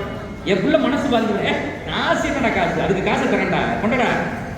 அது எப்படி நீ சார் கொஞ்சம் யோசிச்சு பாருங்க. நம்மளா இருந்தா என்ன செய்வோம்? முதல்ல 4 சாத்து 4 அடி திருப்பி விட்டு வச்சுட்டு தான் நம்ம மட்டும் வைக்க வேண்டாம், போறவரெல்லாம் கூப்பிட்டு சொல்லுவோம், இவன் எவ்வளவு பெரிய சேட்டை பண்ணியிருக்கான், 4 அடி அடிக்கணும். அரபுகள் என்ன செய்யறான், அப்படியே தூக்கி கொஞ்சம் அவன் பிள்ளைய உடனே தூக்கி 4 முத்தம் போட்டு நீ அவனை தட்டி கொடுக்குறான். நீ கவலைப்படாத, உடனே இது சரின்னு நான் சொல்லல, நீ அதை எடுத்துக்காதீங்க. இவன் எப்படி உடைச்சாலும் நம்ம அப்படியே ஏற்றுக்கணும். உங்களுக்கு அப்படி இல்லை. முதல்ல உங்க பிள்ளைகளை நீங்க ரெஸ்பெக்ட் பண்ணுங்க. ஒழுங்கா படிக்கலையா உடனே கண்ணாமண்ணான்னு பேசுறது, அந்த வீட்டு மூத்தரத்தை வாங்கி குடிக்கிறது. சில பேர் பேசுறான், அப்படிலாம் பேசக்கூடாது. பிள்ளைகள்கிட்ட அநாகரீகமான பேச்சே இருக்கக்கூடாது. இவங்களை நீங்க கூட சிரிக்கிறாங்க. இந்த முன்னாடி உட்கார்ந்து இருக்கிற பயல போறான், ஏ இப்படி ஒரு அஜர்த்து நம்ம ஊருக்கு இதுவரையும் வந்ததே இல்லைடா. ஏன்னா ஒரு ஊர்ல அப்படி நடந்து போச்சு. இப்படி சொல்லிட்டு வந்தேன். மறுநாளே உங்க அக்கா வந்தாரு, ஆமா நேற்று ஏதோ பயம் பண்ணி வரீங்க அப்படின்னு கேட்டாரு. நான் திருன்னு முடிச்சேன், எதை கேட்க வர்றான்னு தெரியல அப்படின்னு. உடனே அவர் சொல்றாரு, ஏன் இருந்து இதே மாதிரிலாம் பயம் பண்றியாங்க. நான் எதுவும் தப்பா பண்ண என்ன இல்லை, காலையில பையன் திட்டிட்டு இருந்தேன். அவன் சொன்னான், நேற்று அஜர்த்தி சொன்னாரு பிள்ளைகளை மதிக்கணும், அவர்கிட்ட போய் கேள்வியா இருக்கான் பையன்.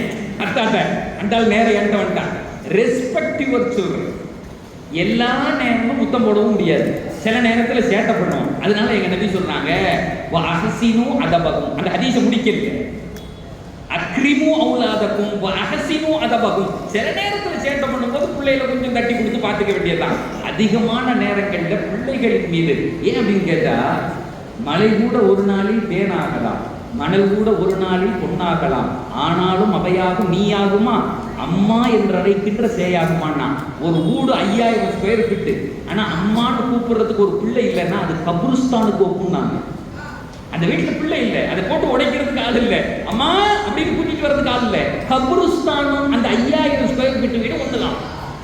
அல்லாஹ் தந்திருக்கிற அருட்செல்வங்கள் குழந்தைகளை குழந்தைகளாக கொண்டாடுங்கள் தாங்க.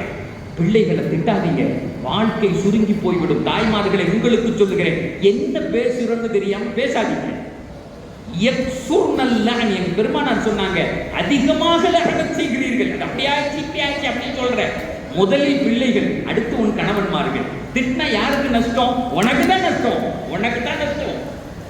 ரெண்டாவது எங்க பெருமானார் சொன்னாங்க, பெண்கள் அதிகமாக வந்திருக்கிறதுனால சொல்றேன், யக்ஃபுர்னல் அஷீர், யக்ஃபுர்னல் அஷீர். உங்கள் கணவன்மார்களுக்கு நீங்கள் மாறுபட்டு நடந்தால் நீங்க என்ன நோன்பு வச்சாலும் அல்லாஹ் ஏத்துக்க மாட்டான். அல்லாஹ் உங்களுடைய நோன்பை அங்கீகரிக்க வேண்டும் என்று சொன்னால் உங்கள் கணவன்மார்களிடத்திலே நீங்கள் பணிந்து அவருடைய பொருத்தத்தை பெற்று நடந்தால் மட்டும்தான் நீங்கள் அவர்களுடைய அல்லாஹ்வினுடைய சவாபை அடைந்து கொள்ள முடியும். It's not my word, it's the word of Allah. இது அல்லாஹ் சொன்ன வார்த்தை, என் வார்த்தை அல்ல. 50 பாட்டு.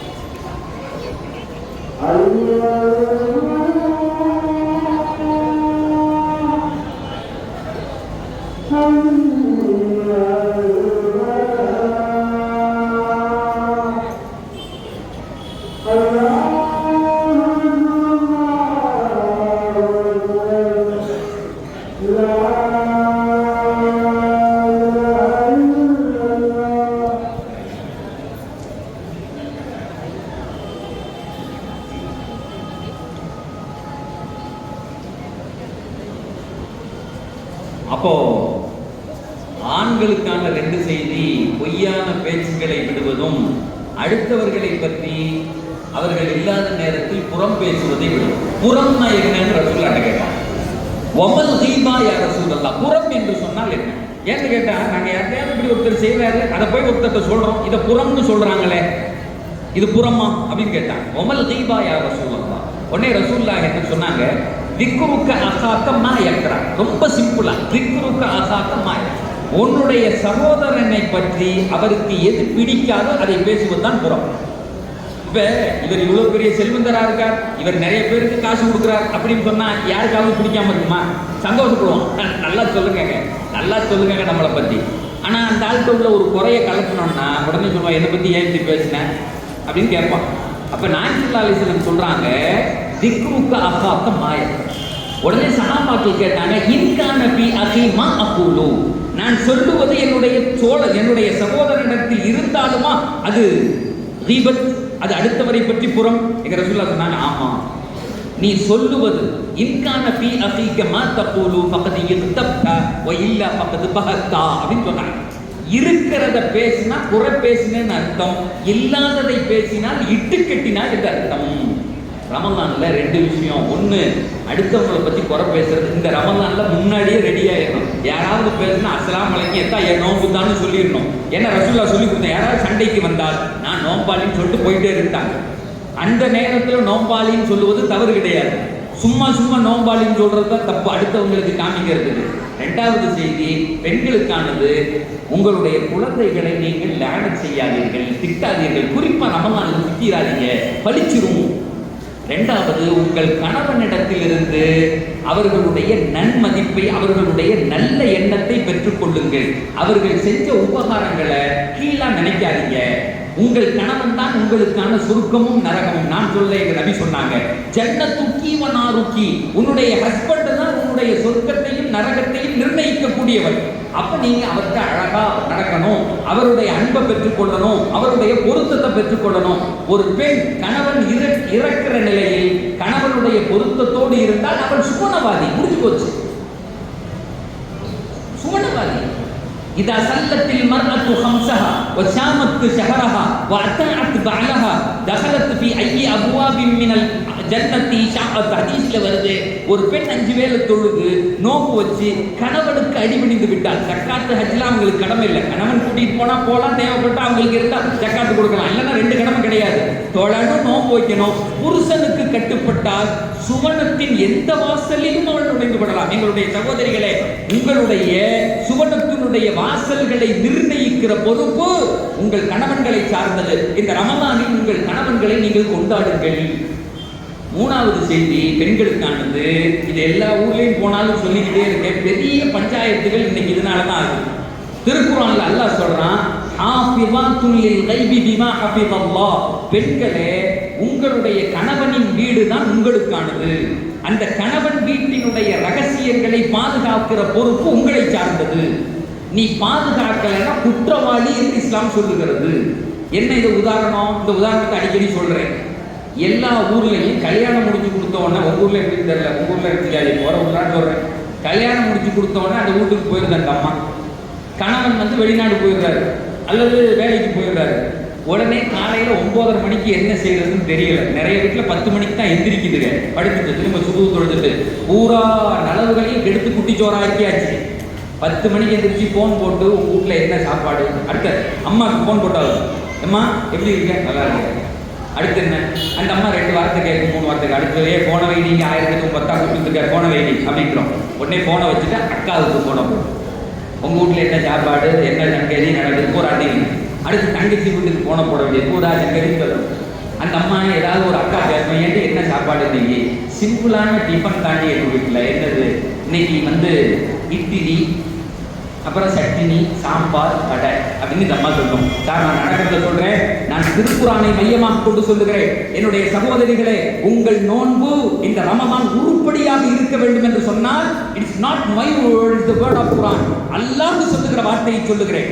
இங்க கேட்காத பிள்ளைகள், தகப்பனார்கள், பெண்களை பெற்றவர்கள் இருக்கலாம். உங்க பிள்ளைக்கு சொல்லுங்க, இன்னைக்கு இந்த சமுதாயம் உருப்படாமல் இருப்பதற்கு, சந்திக்கு வருவதற்கு காரணம் இந்த அல்லாஹ்வினுடைய வார்த்தையை பின்பற்றாததான். அடித்து சொல்லுவேன், அல்லாஹ் எதிர்பார்க்கிறான். இப்படி என்னை 8:05 வரையெல்லாம் பேசி கூட வைக்கக்கூடாது, சுபு வரையும் என்னை விட்டுருக்கணும். ஒரு டீயை ஒரு டப்பால போட்டு இங்கே வச்சுட்டு என்ன டீ குடிச்சுக்கிட்டே காலையில் வரையும் பேசிக்கிட்டே இருக்கலாம். ஏன்னா இது வாழ்க்கை சம்பந்தமானது. இப்படியே பேசிக்கிட்டு நல்லா பேசினார். உன் தலையெழுத்து மாறணும். 4:15 வரை எனக்கு பாடம் கிளாஸ், நாளைக்கு காலையில் 8 மணிக்கு கிளாஸ். அங்கிருந்து எதுக்கு ஓடியாங்க, ஏதோ இதெல்லாம் முஸ்லீமின் கூப்பிட்டாங்கிறதுக்கு இல்லை, என் சிரமத்தை எடுத்துக்கொண்டு வந்தது உங்கள் வாழ்க்கையில் விளக்கேற்றுவதற்கு. நாளைக்கு மாறணும், இந்த ரமலான் மாற்றணும் அப்படிங்கிறத தவிர வேற எனக்கு எந்த நோக்கமும் கிடையாது. நான் எடுத்துக்கொண்ட சிரமமும் பெயினும் உங்கள் வாழ்க்கையில் அல்லாஹ்வுக்கு பொருத்தமாக நீங்கள் மாறி போக வேண்டும். இந்த 30 வருட காலத்தில் நானும் ஒரு பங்குதாரராக இருக்க வேண்டும் என்கிறத தவிர வேற எந்த நோக்கமும் கிடையாது. ஊருக்கு வரல, சிரமம், கஷ்டம், 4 நாள் புறப்பட்டு விறுவிறு அங்கேருந்து கார் எடுத்து டிரைவ் பண்ணி சொந்தமா வர்றது அப்படிங்கிறது சிரமம் தான். அதுக்கு வந்து சகோதரர்களே, அந்த அக்கா கேட்கிறா, என்ன சாப்பாடு, இட்லி, சட்னி, சாம்பார், வடை. உடனே இந்த அக்கா கேட்கிறா, வடையா நீனே அரைச்சியா, கையிலே உன் கையிலே அடிச்சிடணும், சொட்டி வேற, ஏன் சாம்பாரை திங்க மாட்டானா அப்படின்னு ஏற்கிறது. அவ சொல்லுவா, சிம்பிளான சாப்பாடு தாண்டி எனக்கு, நான் இவ விட மாட்டான். ஏண்டி உன்னை உன் புருஷன் கெட்டி கொடுத்தமா, இல்ல சரவண பவனுக்கு கெட்டி கொடுத்துருக்குமான்னு கேட்கிறாள. இப்படி யாராவது கேட்ட உடனே நீங்க சொல்லணும், இந்த குடும்பத்தை கெடுக்க வந்த கோடாரி கம்பு. ஏன்னா என் குடும்பம் அல்லாஹ் எனக்கு அமைத்து தந்தது. இந்த ரகசியத்தை நான் வெளியே சொல்லக்கூடாது. நாளைக்கு காலையில என்ன நாஸ்டான்னு நீ கேட்டான்னா சொல்லவே மாட்டேன். என் குடும்பம், என் புருஷன், என் குழந்தை, நீ யாரு கேட்கறதுக்கு அப்படின்னு கூட பிறந்த தங்கச்சியும் அக்காவையும் கேட்கணும்னு குர்ஆன். இல்லைன்னா நாளைக்கு காலையில ஏங்க சட்னி வேணுமான்னு கேட்பா, சண்டை வந்துடும், வாழ்க்கை போயிடும். உனக்கு வாழ்க்கை முக்கியமா, மற்றவங்க பேசுறது முக்கியமா? ஹாஃபிஸாத்துல் இல்மில் அல்லாஹ் என்ன அழகா சொல்றான் பாருங்க. அந்த குடும்ப ரகசியத்தை நீ தான் பாதுகாக்கணும். உன் மாமனாரை பற்றிய செய்தி, மாமியாரை பற்றிய செய்தி, கடன் உள்ள சண்டைகள் நடக்கும். யார்கிட்ட அம்மாட்ட சொல்லக்கூடாது, அத்தாட்ட சொல்லக்கூடாது. நீனே போராடணும். 6 மாசம் மட்டும் அடங்கி இருந்தன்னா 60 வருஷம் அந்த கணவனும் மாமனாரும் மாமியாரும் உன் காலிலே கிடப்பாங்க. 6 மாசம் அடங்குறதே இல்லையே, நான் ஏன் இங்கிட்டு போய் நிக்கணுங்கிறாட. சில பேர் அதுக்கு ஹதீஸ் குர்ஆன்லாம் எடுக்கலாம். மாமனாருக்கு வேலை செய்யணுமா? எத்தனை நான் சொல்லணும் சொல்லுங்க பாப்பா. இப்படி சொல்றேன். மாமனார்னா யாரு? அத்தாவை சார்ந்தவர் தானே. அந்த வீடு தான் ஓ வீடுங்கிறது குர்ஆன். அந்த வீட்டு ரகசியத்தை கெடுப்பியா நீங்க கேட்குது. இந்த ரமலான்ல இந்த புத்தி நமக்கு கொஞ்சம் வேணும். முதலாவது செய்தியாக நான் சொல்றேன், நோன்பாக இருக்க வேண்டும் என்று சொன்னால் இந்த குணங்கள் ஆண்கள் பெண்களிடத்திலே கண்டிப்பாக வேண்டும். இது என் வார்த்தை அல்ல, திருக்குர்ஆன் சொல்லுகிற வார்த்தை, அல்லாஹ் சொல்லுகிற வார்த்தை. அல்லாஹ் சொல்றான்னு சொல்றேன், அதை மனசுல ஏந்திக்கிங்க. நீங்கள் இங்கும் சுகமாக இருப்பீர்கள், கபரும் சுகமாக இருக்கும். நாளை மறுமை நீங்க போன உடனே சொர்க்கத்தினுடைய கதவுகள் திறக்கும். போன உடனே திறக்கும், ஜாலியா இருப்பீங்க. 2வது குர்ஆனுடைய செய்தி என்ன அப்படின்னு சொன்னா, அல்லாஹ் சொல்றான், ஷஹ்ரு ரமதான் அல்லதி உன்சில ஃபீஹில் குர்ஆன். இந்த குர்ஆனை இந்த ரமலான்ல தான் நாம் கேட்கிறோம். அப்படின்னா என்ன அர்த்தம்?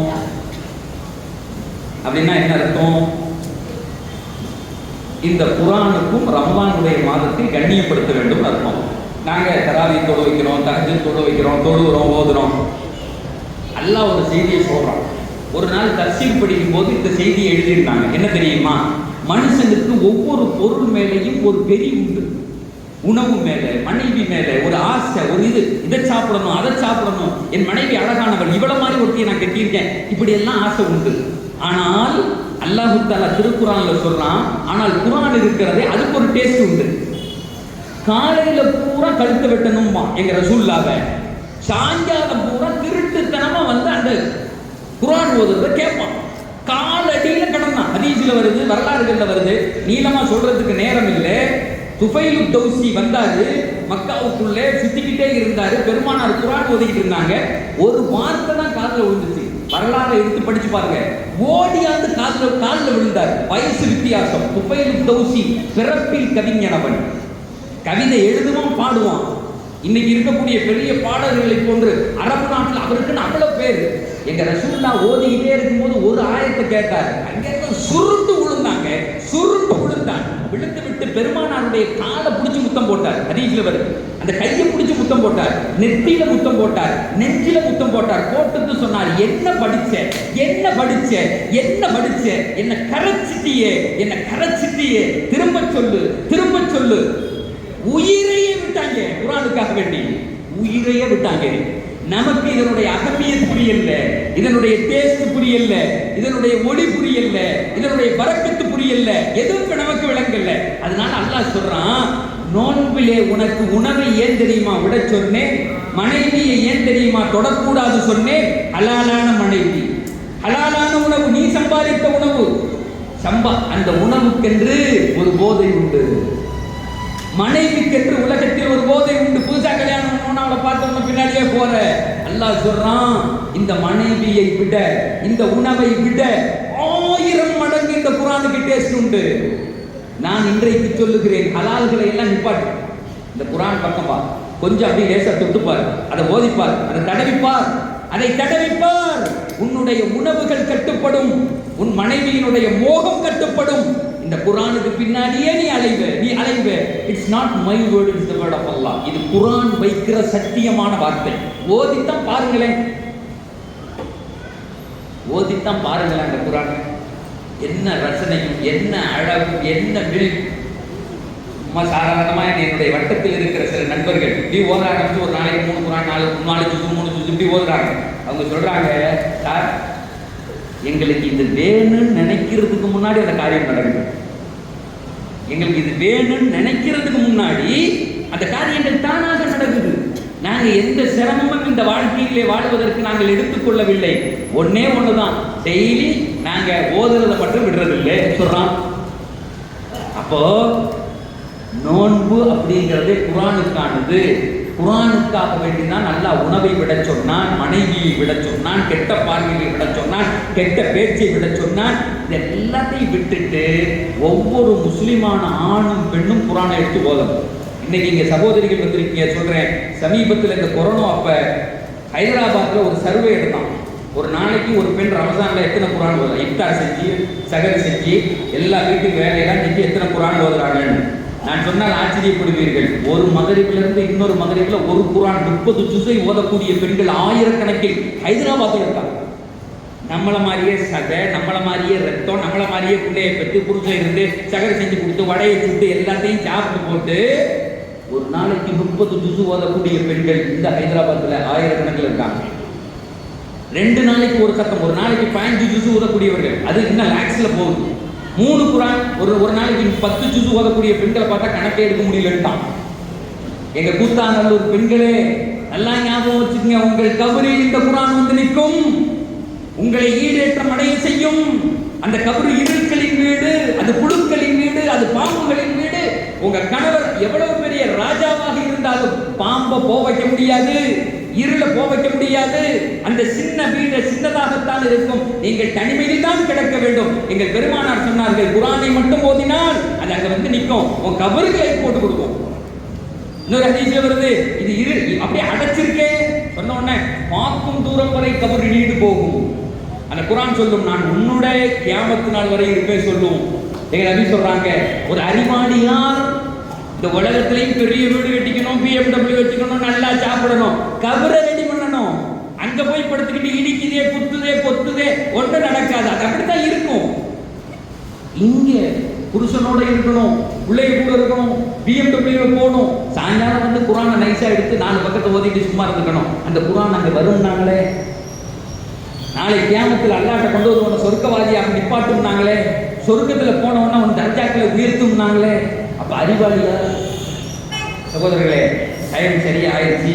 ஒரே ஒரு செய்தியை சொல்லி மட்டும் முடிச்சுக்கிறேன். இந்த 5 ஆயத்தையும் அல்லாஹ் நோம்பை பத்தி பேசிட்டு இடையில இடைச்செருகளாக ஒரு செய்தியை சொல்றான். 4 ஆயத்து நோம்பை பத்தி இடைச்செருகளாக ஒன்று சொல்றான். நபியை, என்னை பற்றி யாராவது உம்மிடத்திலே வந்து கேட்டால் நீங்கள் சொல்லுங்கள், என்னை அழைக்க சொல்லி அப்படின்னு சொல்றான். இது ஒரு வித்தியாசமான ஆயத்து. அதுல அல்லாஹ் சொல்றான், யாராவது என்னை பற்றி கேட்டால் நீங்க பதில் சொல்லாதீங்க, கூப்பிடுக்க சொல்லுங்க. இதா சாலக இபாதி அன்னி ஃபஇன்னி கரீப், நான் பக்கத்திலே இருக்கிறேன், அவன் கூப்பிட்டால் நான் பதிலளிப்பேன். நோன்பினுடைய 3வது நோக்கம் என்ன தெரியுமா? 4வது நோக்கம் அல்லாஹ்வை அழைக்கணும், அவன் பதில் அளிக்கணும். அல்லாஹ்வை கூப்பிடணும், அவன் பதில் அளிக்கணும். இப்படி ஒரு சுகமான வாழ்க்கை உலகத்தில் இருக்கு சார். இது என்ன? இது ஒரு ஆய்வு. 5 வசனம் நோம்பு பத்தி, நடுவுல இருக்கக்கூடிய 4வது வசனம் மட்டும் இதை பேசுது. என்னை பற்றி அல்லாஹ் யாருன்னு கேட்டா நான் பக்கத்துல இருக்க, கூப்பிட சொல்லுங்க. அல்லாஹ் கூப்பிடுறா. என்ன நபிக்கு வந்து நீ யாருன்னு என்ன கேட்கறது? நீ கூப்பிடுறா, நான் எப்படி பதில் சொல்லுவேன் பாருங்க. அல்லாஹ் எவ்வளவு பெரிய வார்த்தை.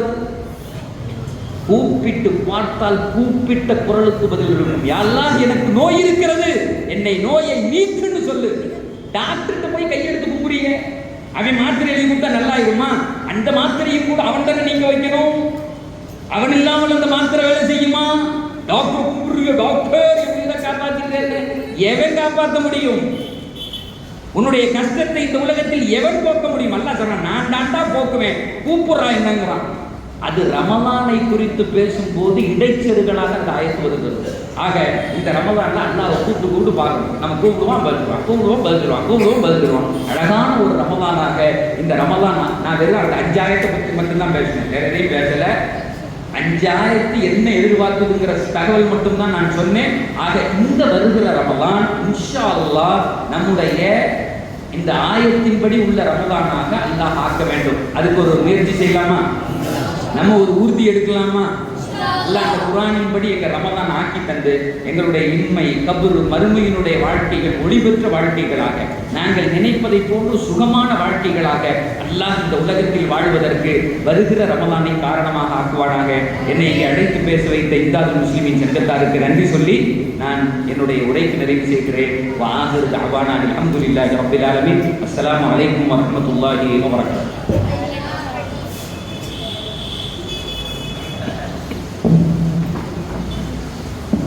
சிறப்பான உரையை தந்த கணிதக்குரிய அவர்களுக்கு ஜஸாக்கல்லாஹ் ஹைரன் கஸீரா. அதன்படி நம்முடைய வாழ்க்கையை அமைத்துக் கொள்ள அல்லாஹ் தம்பி செய்தவராக. இறுதியாக இந்தாதுல் முஸ்லிமின் சபையின் செயலாளர் எஸ் சலிமுத்தீன் அவர்கள் நன்றி உரை ஆற்ற வருகிறார்.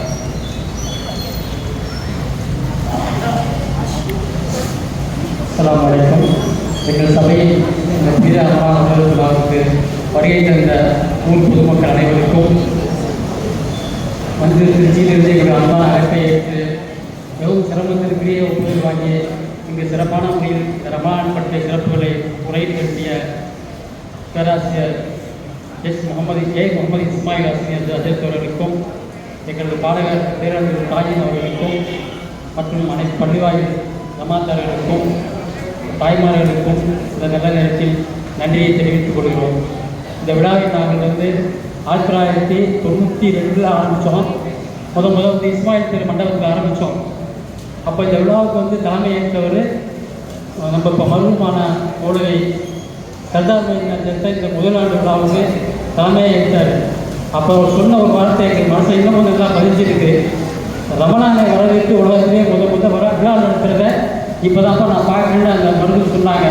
இது அவங்க ஹயாத்தங்க காலத்தையே சொல்லியிருக்கணும். அந்த வாக்கியம் அந்த ஒரு வாக்கியங்கள் கிடைக்கல. இருந்தாலும் இந்த நேரத்தில் நான் சொல்லிட்டு அவருடைய மகப்பூரத்திற்காகவும் இந்த சபையோட துவாசியமாக கேட்டுக்கொண்டு வந்த உங்கள் அனைவருக்கும் மகிழ்ந்த ஒரு நன்றியை தெரிவித்து இதற்கு முழு ஒத்துழைப்பு கொண்டிருக்க எங்கள் இரண்டாவது முஸ்லிம் சபையில் உறுப்பினர்கள் அனைவருக்கும் நஞ்சான நன்றியை தெரிவித்துக் கொண்டு எனது நன்றியை நிறைவு செய்து கொள்கிறேன். அஸ்ஸலாமு அலைக்கும்.